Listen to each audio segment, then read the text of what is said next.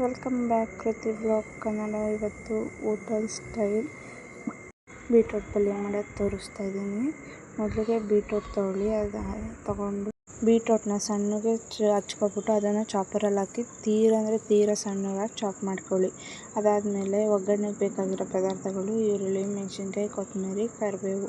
ಮೊದಲು ಕುಕ್ಕರ್ಗೆ 1-2 ಸ್ಪೂನ್ ಎಣ್ಣೆ ಹಾಕಿ, 1 ಸ್ಪೂನ್ ಸಾಸಿವೆ, 1 ಸ್ಪೂನ್ ಜೀರಿಗೆ, 1 ಸ್ಪೂನ್ ಕಡಲೆಬೇಳೆ ಹಾಕಿ ಚೆನ್ನಾಗಿ 1-2 ನಿಮಿಷ ಫ್ರೈ ಮಾಡ್ಕೊಳ್ಳಿ. ಅದು ಫ್ರೈ ಆದಮೇಲೆ ಈ ಹಚ್ಚಿಟ್ಕೊಂಡಿರ್ತೀರಲ್ಲ ಈರುಳ್ಳಿ, ಮೆಣಸಿನ್ಕಾಯಿ, ಅದು ಹಾಕಿ ಚೆನ್ನಾಗಿ ಫ್ರೈ ಮಾಡಿ.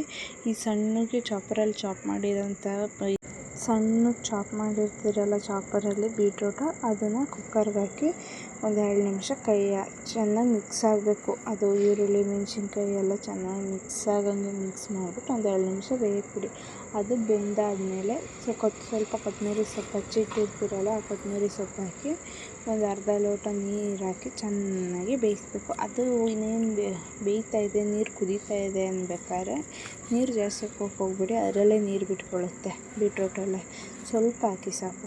ಅದಿನ್ನೇನು ಕುದೀತಾ ಇದೆ ಅನ್ಬೇಕಾದ್ರೆ ರುಚಿಗೆ ತಕ್ಕಷ್ಟು ಉಪ್ಪು ಹಾಕಿ ಮಿಕ್ಸ್ ಮಾಡಿಬಿಟ್ಟು, ಆಮೇಲೆ ಕಾಯಿ ತುರಿ ತೊಗೊಂಡು ಕಾಯಿ ತುರಿನ ಹಾಕಿ ಚೆನ್ನಾಗಿ ಮಿಕ್ಸ್ ಮಾಡಿ ಲಿಡ್ ಕ್ಲೋಸ್ ಮಾಡಿ 1-2-3 ವಿಷಿಲು.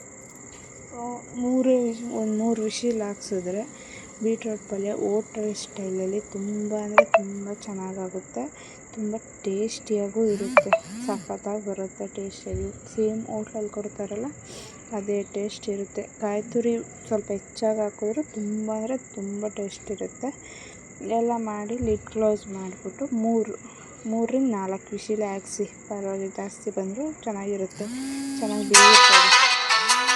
ತುಂಬಾ ಟೇಸ್ಟಾಗಿ ಚೆನ್ನಾಗಾಗುತ್ತೆ. ಕಾಯಿ ತುರಿ ಜಾಸ್ತಿ ಹಾಕಿದಷ್ಟು ಇನ್ನೂ ಚೆನ್ನಾಗಿ ಬರುತ್ತೆ. ಈ ರೆಸಿಪಿ ಇಷ್ಟ ಆದರೆ ಇನ್ನೂ ಹೆಚ್ಚಿನ ರೆಸಿಪಿಗೋಸ್ಕರ ಲೈಕ್, ಶೇರ್, ಸಬ್ಸ್ಕ್ರೈಬ್ ಮಾಡಿ.